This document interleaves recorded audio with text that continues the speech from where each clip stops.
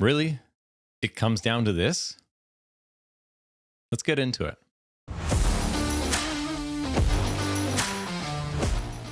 Welcome to What the RFI. I'm Matt Brennan, and this is the podcast all about construction administration. Today, you haven't guessed it already, is all about mediation.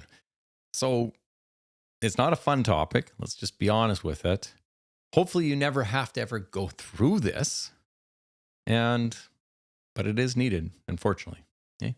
So last week we went into pricing. We went through the whole processes. We talked about, how even pricing comes across our desk. So basically we issue a change, we review the pricing. We talked about all the tips, basically little things, the do's and the don'ts, things to look out for, look after your back and look after the intentions of the owner. And then of course, process it. Okay. That makes sense. Pretty straightforward. It's on every job. We get it. But mediation. Well, first of all, what is mediation? What does that entail? What does that even look like? You hear the terms. I'm going to take you to court. But what is mediation? So before anything goes to court, ideally you want to get a mediator involved. Okay? It's at a fraction of the price. It definitely saves a lot of time. Doesn't tie money up in that respect. It's just a better way of coming to basically a conclusion and an agreement to a price that you don't necessarily agree with. Okay? So what does this process even look like with a mediator? So there's ideally you have a mediator, one individual, and they act as the middleman, the middle person, middle woman that coordinates between both parties. Okay? They help move the conversation along. They might be a little bit pushy to kind of keep the other party, bring some realism to the matter. Maybe even say, if this goes to court, this is what you could be looking at, right? They're there just to move the conversation, keep things moving, keep the focus, and at the end of the day, hopefully come to a resolution that both parties are happy, or at least someone's happy, and then we can basically move on, wrap it up, and go from there. And there's a couple of ways that this process looks like. It can be either behind closed doors, where one party's in one room, the other part is in the other room, and the mediator is literally going from room to room.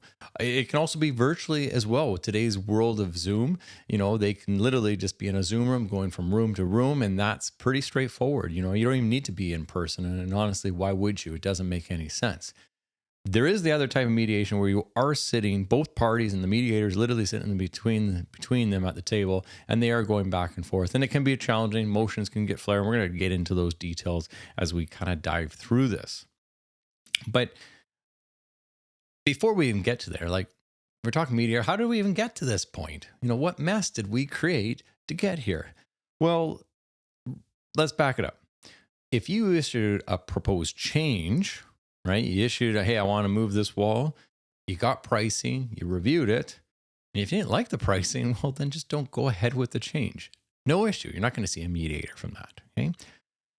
Where it gets a little dicey is if you issued a change directive, that open checkbook, as we've talked previously on what the RFI, you've told the contractor to proceed with work, do the work, complete the work, collect all the invoices, and come back to me with all the pricing.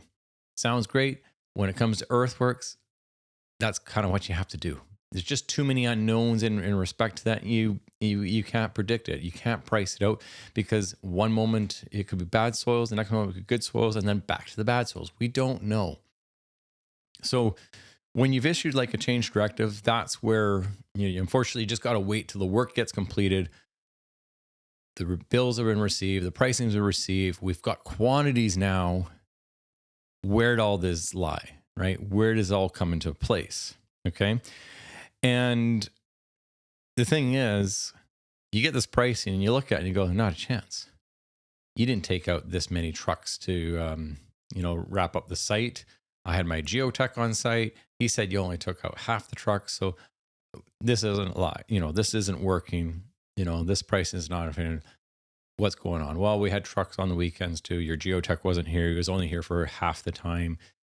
these are the kind of the arguments that are going to trigger the pricing, why they did submit that pricing to begin with, right? And that's just what it is. That's why we're in this moment, and this is why we're having this conversation. So if you can't agree, what happens? Well, ideally, try and meet with the GC. Have that conversation. Have that open conversation, kind of saying, this is it. This is how you're seeing it. Get everyone out of the room. Just have that one-on-one conversation. But, maybe that's not working. Okay, let's call to a meeting. Let's try and bring in the sub-trade. Bring in your consultants that are required, the ones that are reviewing this. Come together, sit around the table, bring the owner involved, and just have the open conversation. See where it goes. And maybe you can resolve it during this time. Other than, your time that's being spent to this is a free meeting, right? Yes, you have your bill out rates and so on, but this is just, again, keeping it down to the core people, and hopefully you can come to resolution. And again, the rest of this podcast, you can stop right there and move on. But let's pretend you did that, you got together, and there was absolutely no budging on price. It is what it is. We want it. We're going to take you to court. Okay, hold on. Let's stop you there. Let's come to it. Court's going to be an expensive piece. It's going to tie up money. Let's try and fast track this so we can issue a CO and be done with this and get everyone paid and move on. Okay? That's the reality of it. And that's where the mediator comes into the picture. Okay. So what does next steps even look like for that? Well, first off, notify your insurance, period. You probably actually should have notified your insurance when things were starting to look kind of ugly. Just FYI insurance, we may have a claim against us. We may be going to mediation. We may have a court claim being launched towards our firm. That's where you definitely want, even on those early cracks, just give them the heads up. Maybe they've got some scenarios they've been with. Maybe they can help out and, again, manage to wrap it up at the beginning. Or look at the outcomes from the court case and go, when you don't have a chance, you may want to settle it sooner or later. Hopefully you can at least knock off a few dollars and from in that respect. So notify your insurance. Really, really important. 100%. Okay. Next thing is you're going to notify your consultants. Chances are they've already been part of these conversations that you've been brought in, but they are notified. They're on guard. We're going to pick a date and we're going to basically get this mediator involved and go from there. The meeting takes place, again, whether it's closed doors, behind doors, Zoom, remote, or face-to-face, right? You're going to have that mediation. And hopefully at the end of that session, there is a resolution. There's clear, you've come to agreement, and basically pricing can be resolved, finalized, paid off, and we can all move on and carry on the job and celebrate when it's all done, okay? So if you do make it to this point, sorry I had to go through it, what are some tips? What are some things that you can do to ensure that this process runs smooth and that you're at your A game and you're putting the client's best interest in mind? So first off is keep the emotions out of it. End of story, right? You're going to be, especially in the room, like if you're in the same place, emotions can get very heated and it happens, right? It's just what it is. Money can be a very emotional thing. The moment you touch someone's checkbook, that's where the relationships can really change, right? They can really turn, and it just goes with anybody in our lives, from personal to business. It doesn't matter. Money is just one of those weird things that really change people, okay? And there's a really good book I was introduced to, and it's called Getting to Yes by Roger Fisher. And it talks about that. It talks about going to these meetings. It talks about just keeping it to the facts, right? Don't get emotional about it. Just look at the facts, look at the data, and keep pressing forward. And it is very true, right? If you're just relying on that, and I know it's tough, but if you can change that mindset, you are going to be better off in the end with it, okay? Of course, going into these meetings, goes without saying, is be prepared, right? You should have all your ducks in a row. You should have all your information, your paperwork, right? And simple, but very powerful. Okay? And have other pricing examples, right? Whether this is earthworks, right? Or if this was a change on site, an extra steel, something really drastically get us to this point. Have related projects for pricing, right? And again, I know it depends on how old those projects are. Pricing has changed. Next thing you know, there's a tariff in the mix, all these things, right? But be prepared going into it. Have similar numbers.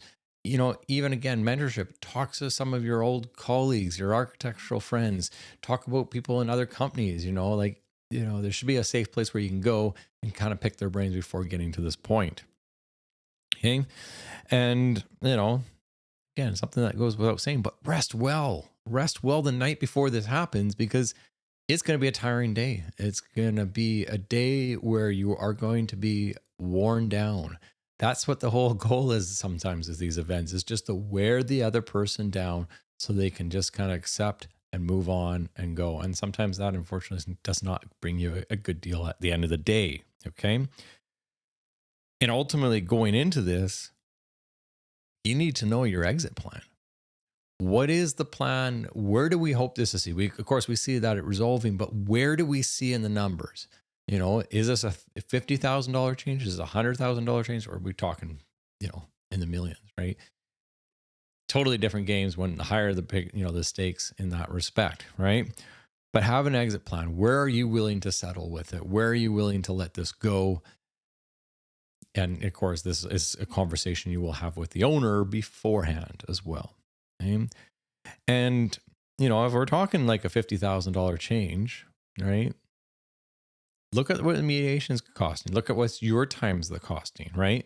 So again, mediations, they can cost around $50,000 to $20,000. If the change is only worth $50,000, take that into account. Maybe you can meet in the middle before you get to this point. So again, anything that you can do to not get to this mediation stage, the better, right? It is probably going to be cheaper in the long run. So these are things that you just need to kind of weigh out all your options. Where do you see this going? Talk with the owner. And again, remove the stubbornness, remove the emotions, because we just got to focus on the data, focus on the project. And we certainly won't want media and all that to be brought in, especially if it is a public project for that case. Okay. And if this change, the request for extras, look at it. Maybe there's a bunch of them. Let's try and group it into a deal, right? Group all these change orders or these requests for extras or whatever the case, all these, miscellaneous items. Let's try and group it together into one item and deal with it, and basically kill 3 birds with 1 stone, right? That's kind of the intention, or 2 birds with 1 stone, whatever. How many extras are this is all relating to? Because sometimes it is a number of things all coming together, and that's what's triggered, we're going to launch a court lawsuit towards you. So those are kind of things. And, what if mediation happens? What if nothing comes into agreement? It just is not successful. And that sucks. As that you've already spent the money into this, you've spent your time. And now, unfortunately, your insurance is definitely going to be triggered. And 2, your lawyers are going to be triggered to bring in this. At least with the mediation, you might have been able to handle it without bringing lawyers into it. That's the nice thing about it as well.